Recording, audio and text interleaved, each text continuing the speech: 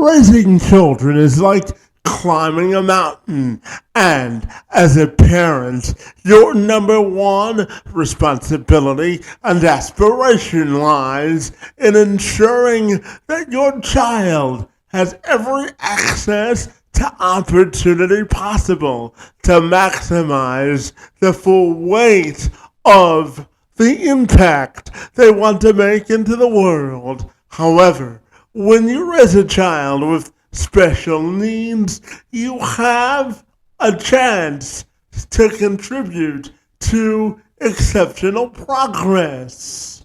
When raising children with special needs, it can often feel as an uphill battle or overwhelm as a parent if you're not prepared. But the good news, my friends, is that you're not alone. According to the Washington Post and the Centers for Disease Control and Prevention, it's estimated that 1 in 5 children today in America are considered to be neurodivergent, which means that their brain functions differently than the typical functioning brain, which means that conditions such as ADHD, dyslexia, and autism spectrum disorder are more common.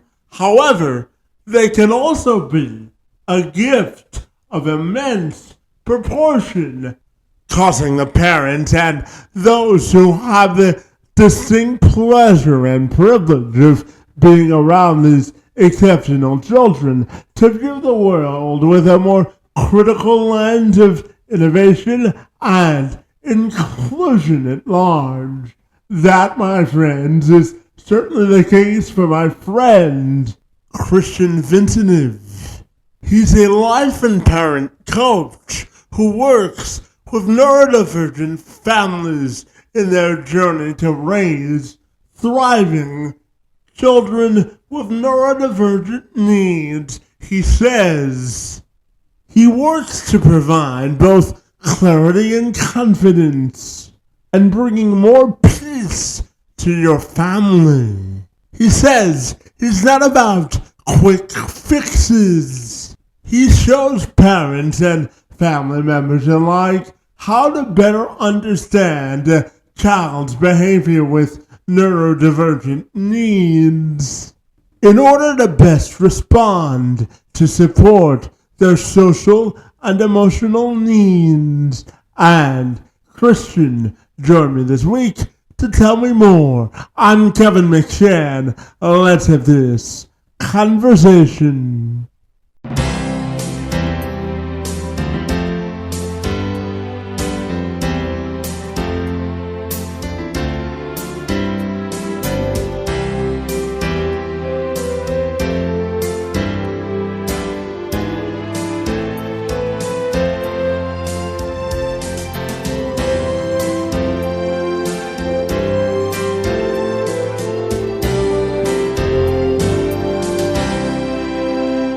Kristen, if you're ready, I'll take a moment to welcome you to the program. And I'm super excited to learn how you help support children and families to live better lives. Great to see you today, my friend. And thank you so very much for being here. Thank you so much for having me, Kevin. It's great to be here. Absolutely. Now, Kristen, I know that your work focuses on helping families with neurodivergent families find solutions so that they can live prosperous lives, my friend. So I'm wondering if we can begin our conversation by you telling me about your work and what makes it so fabulous, my friend. Thank you. Well, I don't know where to start because the story goes back in time, but at the moment I work with parents who are raising a child with ADHD or autism, and I help parents get a roadmap of how to navigate the complexities of the reality of raising a child with ADHD or autism on a daily basis, and so that's what I'm here for, and to help parents become more confident in their parenting, and then see the growth that they want to see with their children. Yeah, absolutely. So let's talk about gaining confidence for parents. If you're raising a child with a neurodivergent needs, what are some steps that are part of a roadmap you can offer today that every parent should take into consideration, my friend? Thank you. And it's the concept of roadmap is important to me because it goes back to having the medical model really control a lot of our perception of what neurodivergent is and how to approach it. And unfortunately, with the medical model, it typically does not focus on the parents, or does not focus on empowering the child, and it tends to focus more on the problems, on the challenges, than on the strengths, and it tends to, in my opinion, to often dehumanize people. And so a lot of my efforts are to help parents realize that it's not about fixing their child, and it's not about, what one of my favorite sentences to use is, your child is not giving you a hard time, they're having a hard time. Because when you look at your child giving you a hard time, then you somehow assume that they have the control, they have the ability to change their behavior, and that whatever they're doing in the moment is somehow willful, and it couldn't be any further from the truth, because the reality is kids typically, when we look at the types of behavior challenges we often see with ADHD and autism, kids don't know why they're struggling in the moment. And when they're told, you need to calm down, they want to, but they don't have any idea in the first place why they're not calm, or why their body's moving a lot, or why they're having a hard time focusing, or why they keep forgetting things, or why they're so uncomfortable in certain situations. And so they don't know about it, and they don't know how to make it better. They don't know how to make it stop. So for me, the phrase of, your child is not giving you a hard time, they're having a hard time, really encapsulates a lot of my approach and my perspective on neurodivergence, is that we need to help kids figure out what is going on with them, so that little by little we can give them the tools to be more, to learn how to self-regulate without being shamed, and without being embarrassed, and without being, making them feel like there's something wrong with them.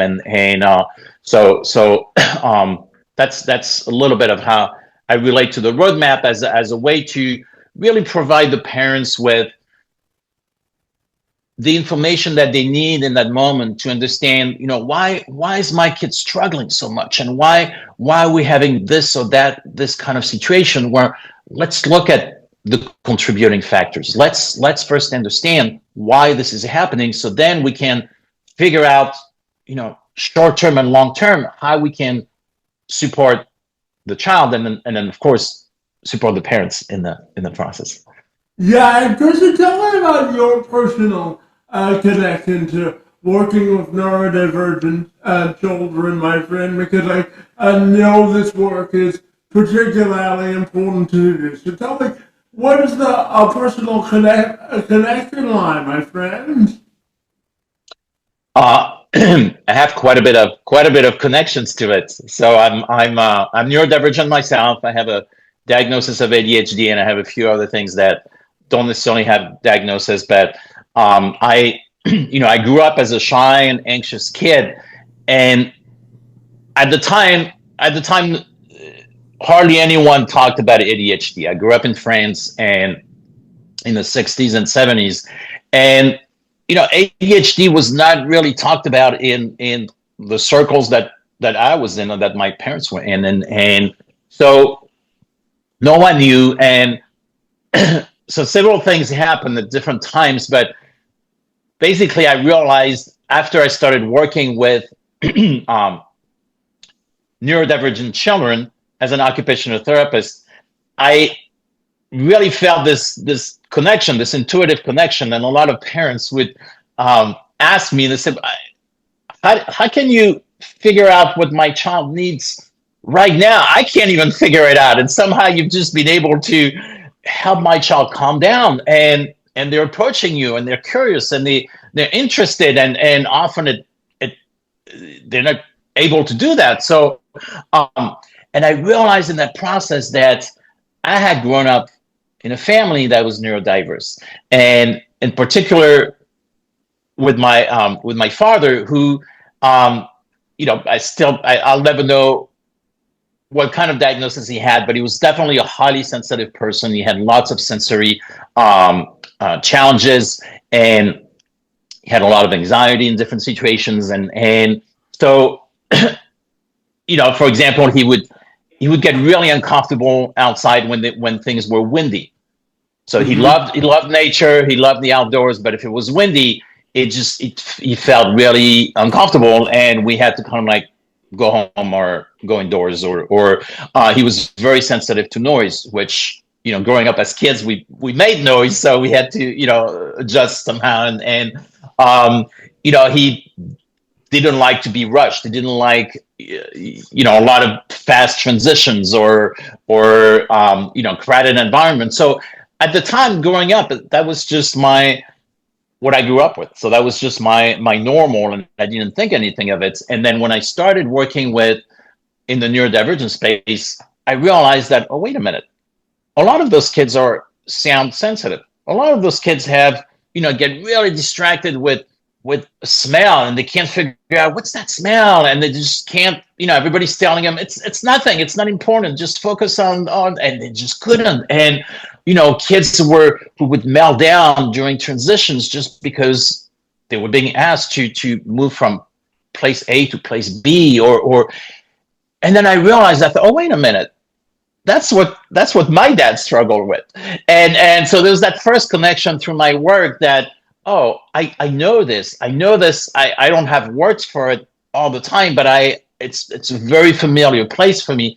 And then other things happen where, in working with the kids I worked with, I would read evaluation reports from different professionals who had worked with the child, and I would read those long psychoeducational reports, and I would read those terms, and I thought, oh yeah, I have that. And I have this, and so it was another connection that was made, where realizing that, okay, I'm neurodivergent. I grew up in a neurodivergent family, and I really get a lot of what's going on. So so for me, it just and it was not an awareness that happened overnight, but it was over time. That's what kept me, I think, in the field for so long, because I've been in the field for over 30 years, and people at times have commented this, didn't you get burnt out, and I got burnt out a few times. It was never because of the clients. It was often because of the difficulties of making everything work, or as a solopreneur, or whatever the case was, and that's what kept me so long in this field, because it just, I get it from multiple levels, and at this point in my life, there's nothing else that I would rather do than doing what I do. Yeah, well, Christian, I always say, if you find a passion and a purpose, you don't work a day in your life, right? Exactly. It's still work, but it's a lot more enjoyable. Absolutely, my friend.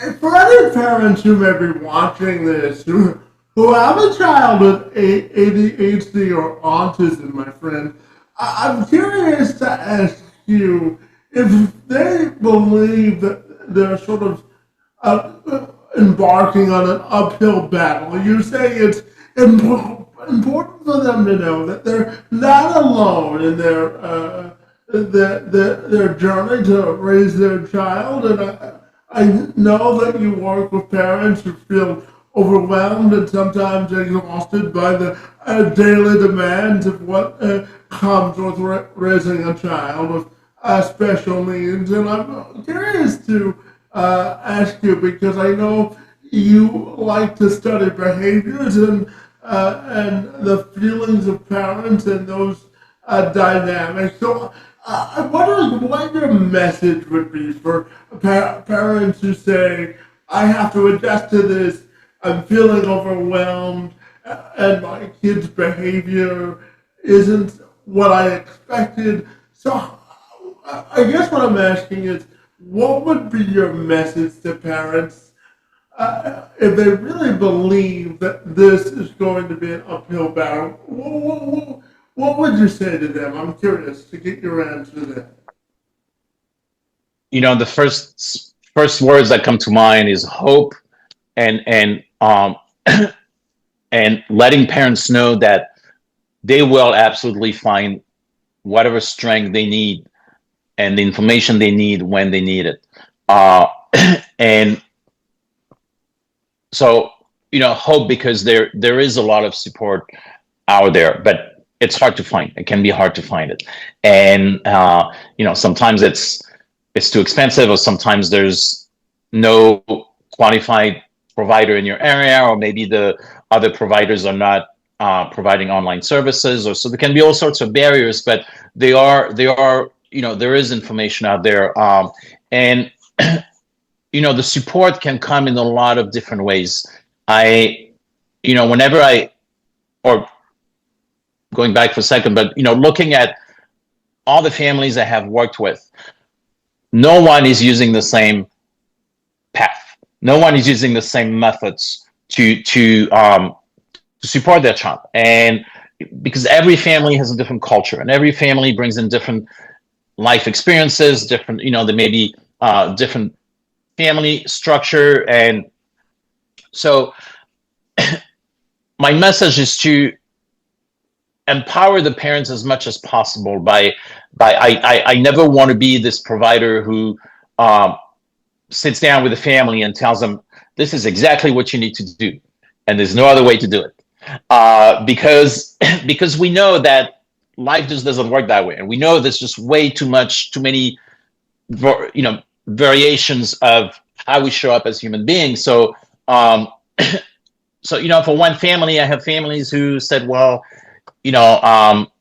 we try to we're using horseback riding therapy, hippotherapy, because it's worked great with our child. And other families may have tried that and say, that was the worst thing we ever tried for our kid. Our kid was so scared, it never worked. And for another child, it made the world of a difference. So the reason why I use this example is that, again, to show that, for parents who may feel that, I don't have the resources to do this or to do that, or the school is not working, or there's always going to be something that can help, and there's always going to be, and so my, a lot of what I do, with whether I'm on social media or commenting on someone else's post or on my own post, it's to really give parents hope and encourage them and validate their own ways of approaching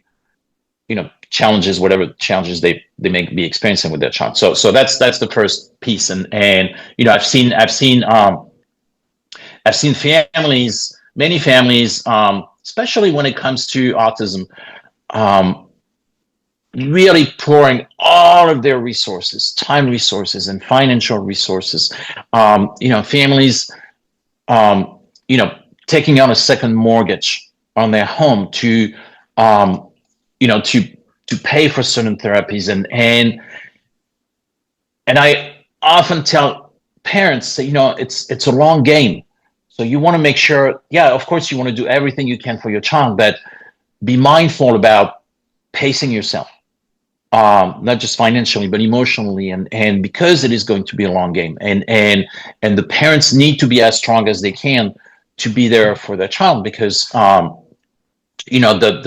often what's dismissed in the equation is the power of the relationship between the parent and the child. And first it seems obvious. It's well, duh, of course, but it's what I've often seen is parents work so hard on lining up a bunch of services and for the child that sometimes they forget that having so-called downtime with their child, or carving out some time where they're fully present with their child, even if it's just for a few minutes here and there, can make a world of a difference, and might be sometimes even more important than a certain type of therapy. So there's a lot, it's complicated, and I'm going all over the place a little bit, and that's my own ADHD. But it's complicated because every family comes into this from a different place, and families come in with different resources, with different background, with different. I worked with a lot of parents who, in addition to having a neurodivergent child, realize that they're neurodivergent themselves, or sometimes one parent is neurodivergent, the other one isn't. And that can create some unique dynamics in the family. So it's really one. Well, I want to make sure that I'm answering the question, because I think I'm digressing a bit, and I want to I want to catch myself and give you an opportunity to redirect me a little bit. I appreciate all you shared there.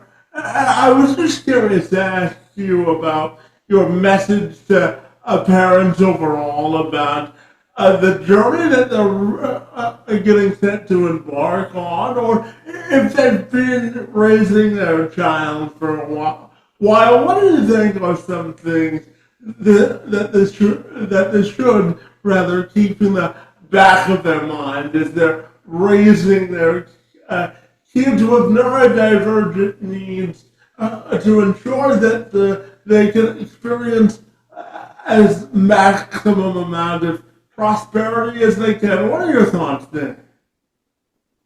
Thank you for that. What's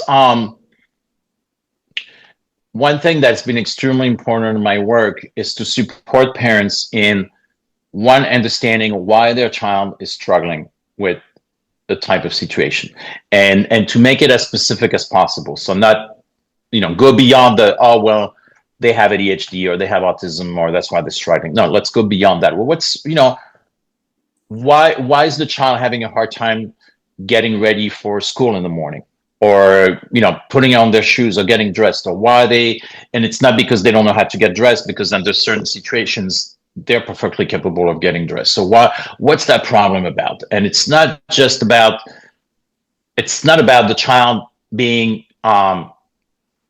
willful and refuse, wanting to be bad for some reason, and so there's a real importance of in figuring out why the child is struggling in that moment, and really looking at all the contributing factors. And then, of course, we often cannot do that in the moment because there's not enough time, right? So I always encourage parents to look back, whenever they can, on the way back from dropping off their kid in school, or, any time throughout the day, just reflect for a couple of moments and think, what contributed to my child struggling in that moment? Why is it that my child is refusing to try new things? Why is it that why is it that they don't want to transition? Why is it? And because once we start looking at the underlying factors of what's contributing to the challenges, then we find out what's going on, and then it gives us a lot more options to support the child in those moments. Oh, the child is having a hard time transitioning, and so it's really not about the next activity. It's really just about the mere fact of transitioning that kind of like disrupts their nervous system, and suddenly they're having to adjust to a new person or a new environment, or getting in the car, leaving the house or whatnot. And so for that particular child, if they're struggling with transitions, what can we do? If that's the main problem, well, how can we make it easier for them? It could be by giving a more heads up and say, hey, we have about 15 minutes before, hey, we have about 5 minutes, hey, we have about, or it could be using visual schedules so that they can see things in addition to just hearing them. Or it could be, a variety of strategies that, are going to be unique for each family. But my main message is there's always something we can learn from the behavior and from the challenge if we look into what the contributing factors are. And then, by doing this, we can really empower the parents and empower the child. Because if the parent finds out that, oh, my child, if I do X, Y, and Z before a transition, that really helps my child. It really helps my child transition more easily. Okay, great. Does your child know that? So that's the next piece, is how can we keep teaching the child? How can we keep, sharing what we're learning with the child so that they can become empowered? So, and obviously it's going to depend on the age of the child, the development of the child, the abilities of the child, but, telling the child, hey, I noticed that, when you're trying to do homework, your body is moving a lot. So it looks like you're having a lot of energy. And if it's framed that way, the child probably won't push back. They might say, yeah, I want to move. I want to, and so that observation might help the parent and the child to go to the next step and say, okay, so no wonder why you're having a hard time focusing on homework if your body wants to move all the time. So, I wonder if we could, do something now, maybe jump on the trampoline for a few minutes, or ride your bike for a few minutes, or shoot some baskets, and and maybe that'll help your body get rid of some of this energy, and then it will make it easier to focus. Let's try that. So we try that, and then we reflect. We reflect on what's happening after that. Hey, it looked like it helped you a little bit. Do you think? Do you feel it? And so it's a way to really get to the bottom of, to the root of the challenge, being curious about why this is happening, being curious about why your child is struggling. So focusing on the reason, the contributing factors of why they're struggling versus focusing on compliance, on immediate compliance of behavior. And then, learning as we go, and then, continuing to feed that new information forward to the child so that they can start learning about themselves, about what helps them stay better regulated, and what helps them, do the things that they need to do and feel more confident and more competent in what they're doing. Yeah, absolutely. And, Kristen, the National Institute of Health tells me that 15 to 20% of children in America today are neurodivergent. But I want to ask you about the exceptional gifts that these children provide, and the learning lessons you think we can all learn from children and people with neurodivergent needs about the importance of making societal progress when it comes to understanding. What are your thoughts there? Oh, absolutely. I mean, we're it's a we can look at this question from different angles, right? Because one angle is that, well, is it so much about neurodivergent kids having exceptional abilities, or is it just that we all have different abilities? We all have exceptional abilities. We just need to be able to know about them, and we need to be able to express them, and we need to be able to, feel supported. So there's, for many reasons, our society has, comes from a place where there's been a long history of excluding people of different abilities, and of excluding, and so, and for no good reasons, for really no good reasons. So someone with ADHD, autism, absolutely has just as many gifts as anyone else to provide. but the gifts often are not accessed as easily, or don't manifest themselves as easily because of not understanding how to support these kids. And I excuse me, just to use myself as an example, but even with working in the field for decades, excuse me, and I've still had to do a lot of work, and I continue to do a lot of work in terms of self-acceptance. I continue to do a lot of work to tell myself that, to not blame myself when I'm struggling with something. Or, my initial reaction maybe, that was so dumb, that was so stupid, I can't believe I did this, but, why am I doing this again? And then, immediately I catch myself and think, okay, I know, it's not my fault. It's not like I'm doing it on purpose. It's not like I forgot something on purpose. So it's not like I'm getting distracted on purpose. And so, unfortunately, unfortunately, our educational system is, or often does not really embrace neurodivergence.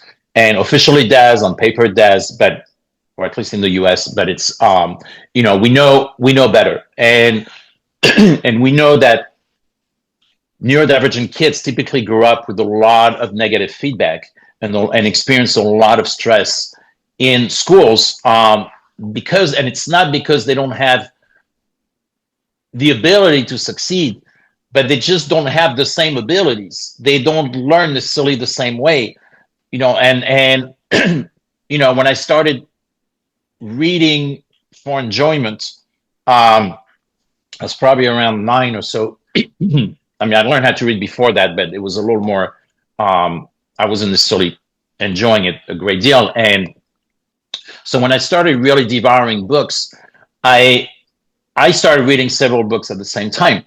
So I would read a book, and then before I was finished, I would start another book. And then before the second one was finished, I would start a third book.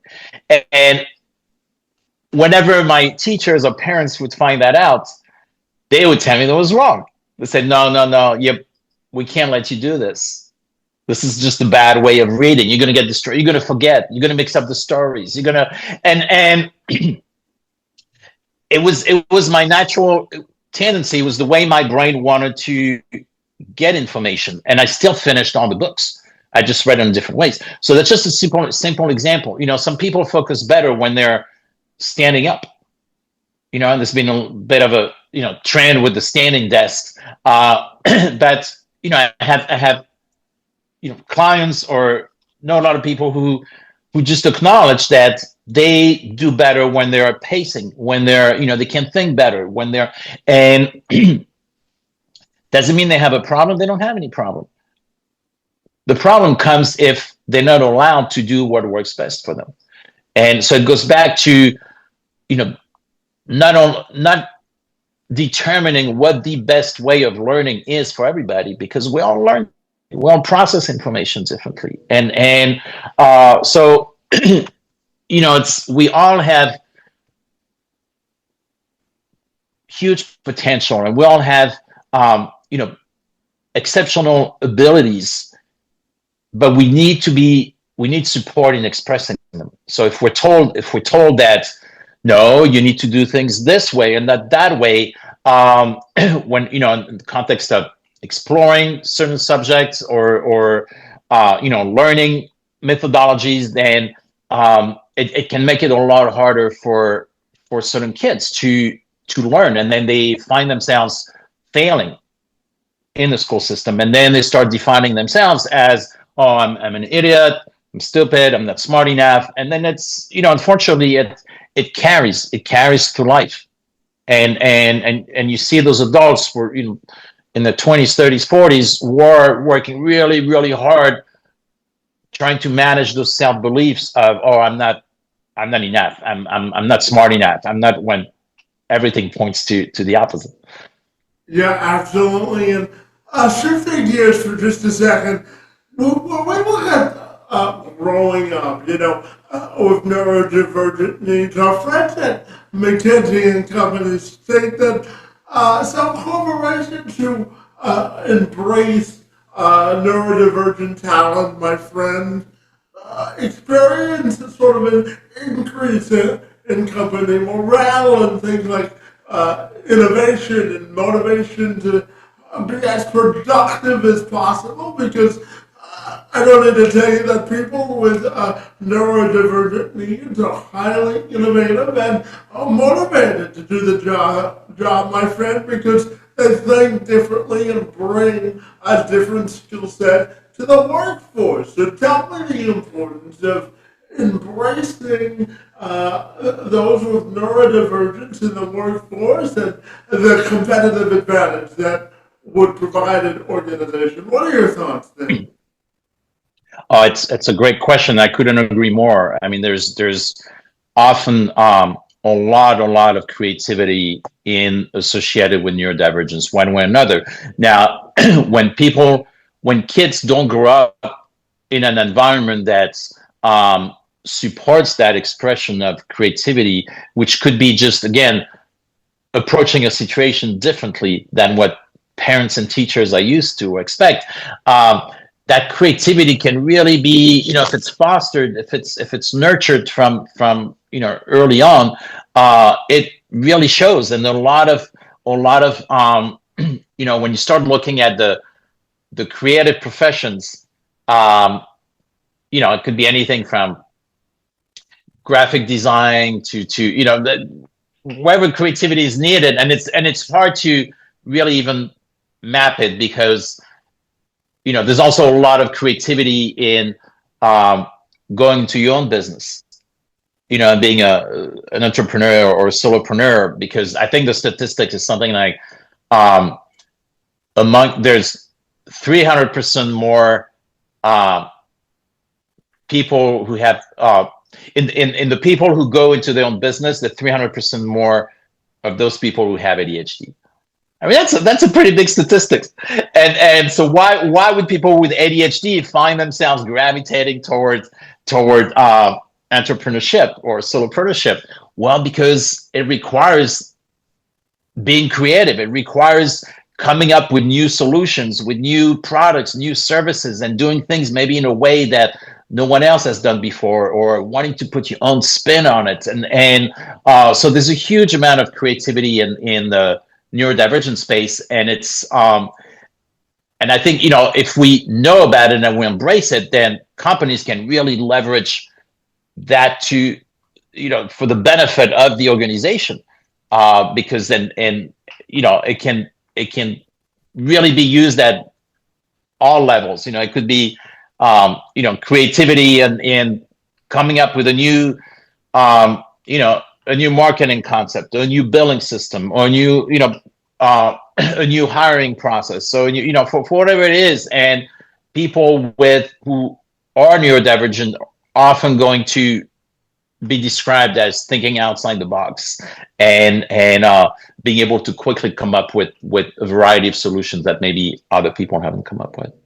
Yeah, absolutely. And, Kristen, I want to talk about creating or fostering joy and understanding in neurodivergent families and communities. What do you think people need to know about the importance of fostering a culture of both understanding and belonging? What are your thoughts there? Well, it's so important because that's when we do our best, and we all have, as humans, I mean, we all have this basic need of feeling seen and feeling heard and belonging.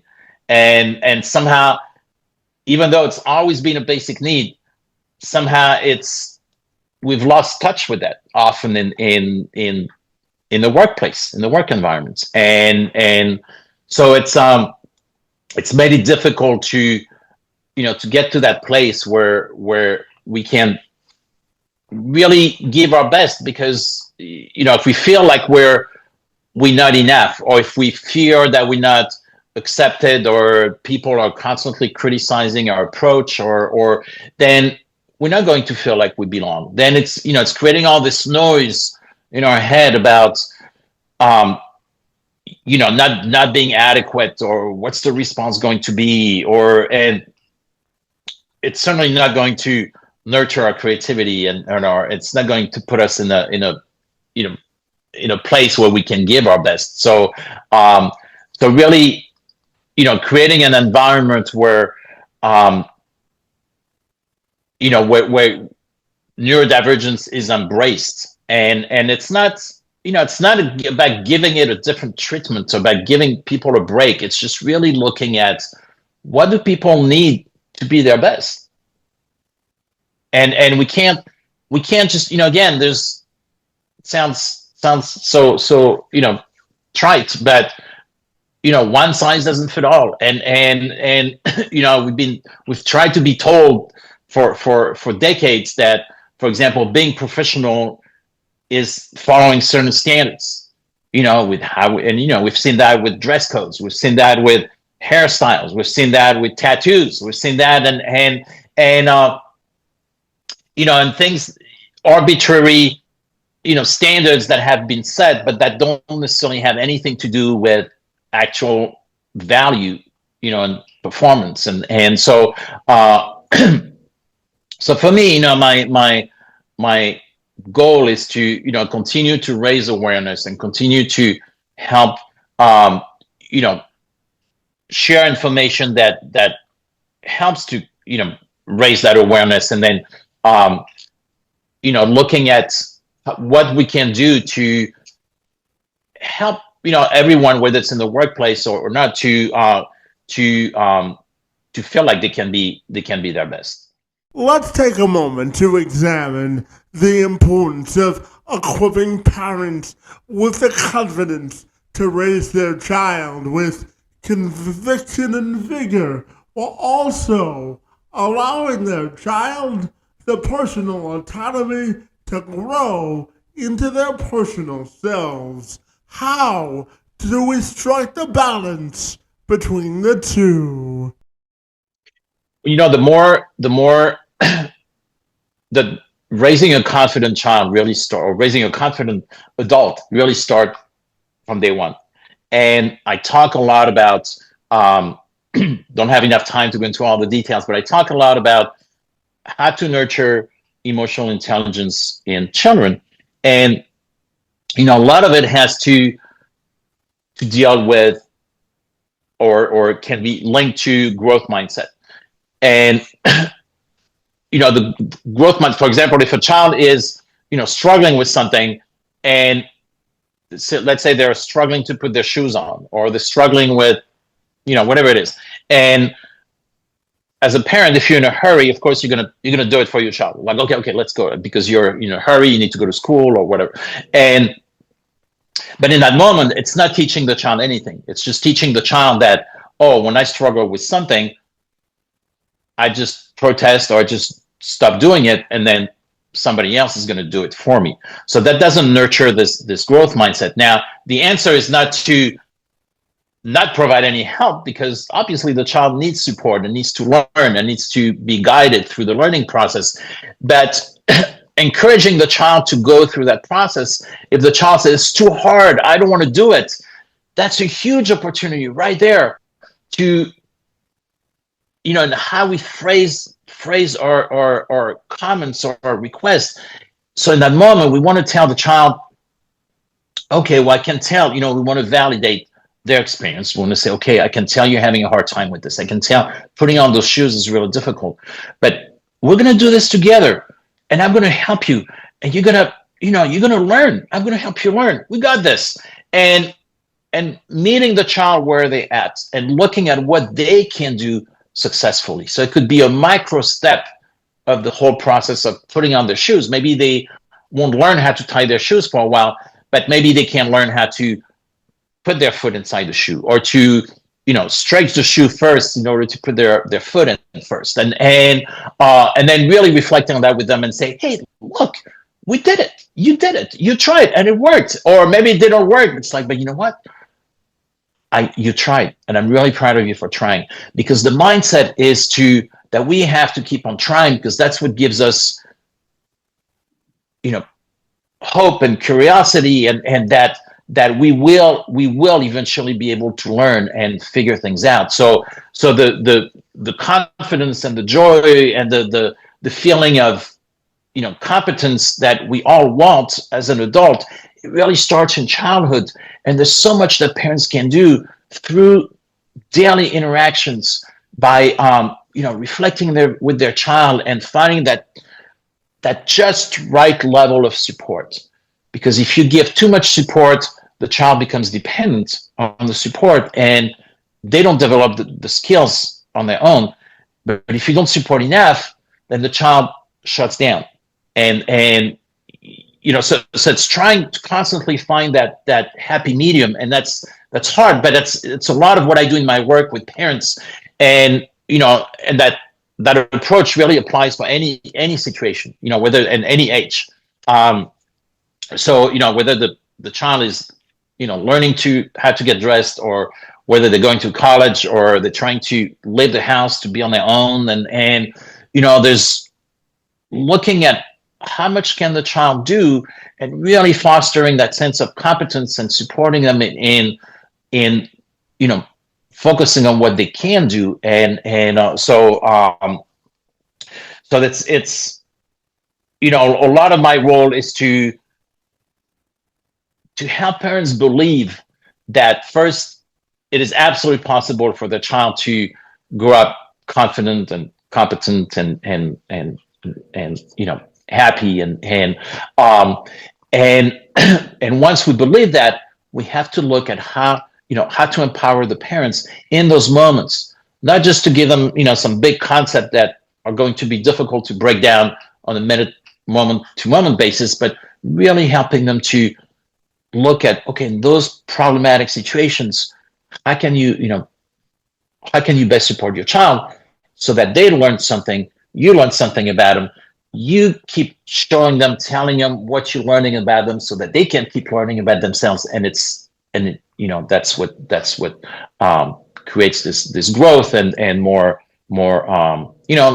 less chaos in the family life, and stronger relationships. Let's turn our attention now to reducing the stress for neurodivergent parents. What do you believe is the key to giving parents the tools necessary to eliminate burnout and show up as their most authentic self when raising neurodivergent children? The stress of parents is really what got me to actually shift from working as an occupational therapist to now as a parent coach. Because when I worked as an occupational therapist, the model was to work with the child in an hour session, and then for the last few minutes debrief with the parent on what had happened, and then over time I realized that no one was really asking the parents, so how are all these therapies working for you, or how is it working for the whole family? How are the siblings doing when they're being, transported for several hours to different therapies, to speech therapy, to occupational therapy, to tutoring, to how's it working for the parents? And so, the stress that's on the parent is huge, and often parents are not, have a hard time acknowledging it, because they often feel like they don't have the right to acknowledge it, because of course, they want to do everything for their child. But the problem is, often providers don't tune into that dynamic, and often create unrealistic expectations for the parents by saying, "Oh, here's what your child needs. Do all of this week, and then we'll meet again next week." And the recommendations are, they may be good in the sense, they may be valuable, but they're not necessarily realistic for the parent to implement. So taking into consideration the amount of stress that the parents are going through, that's one way we can support parents. And then it really has to be multifaceted, because parents also are stressed because the educational system is not doing a great job with neurodivergent kids, and it's not necessarily doing a great job with neurotypical kids, but that's for another podcast. So when it comes to neurodivergent kids, a lot of teachers don't have. It's a combination of not having enough actual knowledge, understanding of how to work with certain behaviors, certain personalities, certain challenges, and it's also part of not having enough. Not A lot of teachers have their hands tied.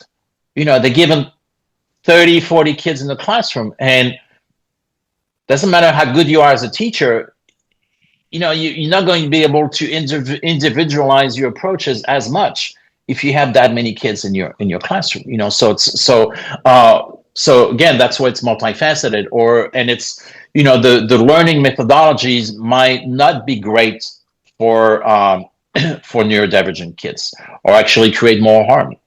And if that's all there is available, then it becomes really problematic, because I often see children who refuse to go to school because it's become really traumatic. Yeah, and yeah, absolutely. I'm wondering also your thoughts, Christian, on how the general public can amplify their support of raising thriving children with neurodivergence. What do you think is the key for the general public to know about how they can amplify their support in raising neurodivergent children? What are your thoughts there? We have to come from a place of understanding and empathy, and we have to be intentional about it, because we all have biases. And unless we accept the fact that we all have biases, even though we may have great intentions, and those consciences can really feel prevent us from connecting with people and supporting the people that we need to support. So really, coming from a place of understanding and not judgment, and challenging our own biases, challenging the stigma.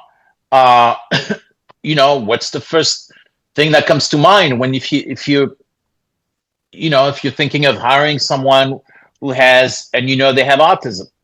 What are the first thoughts that are going to come up to your mind? And is there a stigma? Do you have preconceived idea of wow, that's probably not going to work because what? Do you know that person specifically? No, you don't. Do you know their abilities? No. Do you know? And so, really being willing to challenge the stigma, to continuing to educate ourselves. Even if someone doesn't have a neurodivergent child or does not work in that space, they most likely know someone who is. They most likely have friends and family members and coworkers who are, and so we really, I feel that we owe it to ourselves to, get as educated as possible to, so that we're not, we don't create harm, and then, really looking at really advocating for inclusion whenever we can, and focusing on, it's part of challenging the stigma, but focusing more on, for example, when it comes to kids, on what neurodivergent kids do well, on their strength versus the challenges, because again, that's going back to the medical model that really created a lens to look at people through deficits and through problems and challenges, as opposed to looking at it through strength and just being just a variation of the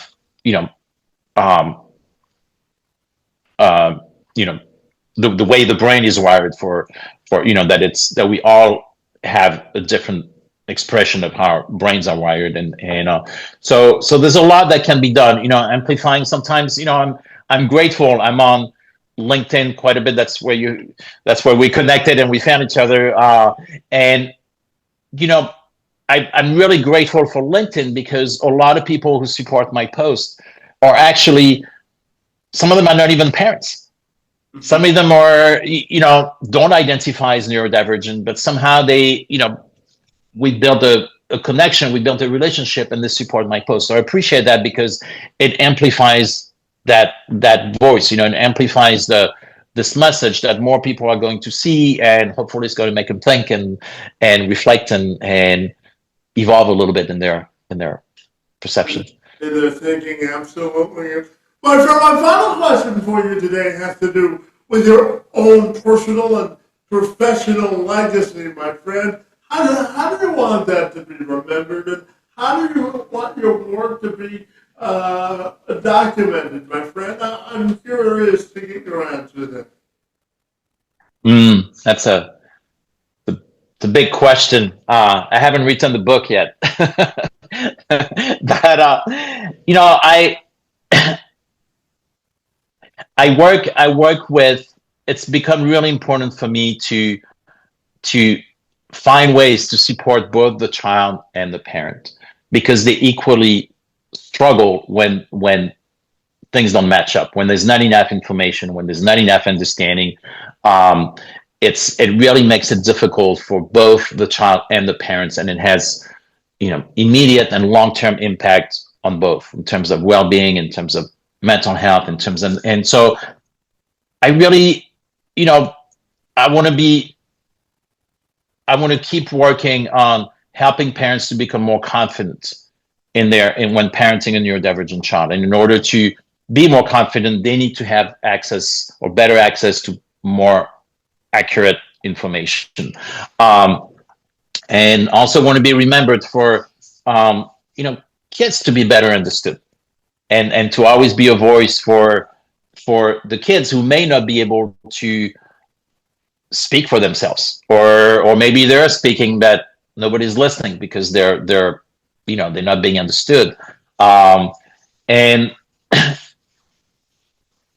I'm always focusing on empathy and understanding and being curious. And I'm not perfect, but I always try to implement those principles if I'm in a situation where I'm interacting with someone and I don't really understand either, why they're doing something, or what they need, or what, I try to really lean heavily into the curiosity and the empathy, and not judge, and try to catch my own biases that I may have about, that I may not have acknowledged right away. And so, and then, a big drive is always for me to find ways to empower people who may not have had the same support from the get-go, or the same understanding in their circles, and to really empower them to in a way that they can be who they are, and they can feel successful and competent. Yeah, absolutely. And finally, Kristen, tell me, if people want to get connected with you, my friend, what's the best way they can do that? A couple of different ways. Through my website, so that's lifeguidecoaching.org, and through the website, I have some quite a bit of information there, and then they can also email me through my website, so it's an easy way. And then I'm also on LinkedIn quite a bit, so they can look me up there and follow me, message me, or and then I'm also on TikTok and on YouTube. Well, fabulous, my friend. I really believe that you're doing transformational work in the field of diversity, equity, and inclusion, and I want to thank you for being a voice for children with neurodivergent needs, and for engaging in conversation with me this afternoon. It's most appreciated. Thank you so much, Kevin. Thank you for having me, and for giving me an opportunity to share about my work. Appreciate it. Appreciate the work that you're doing.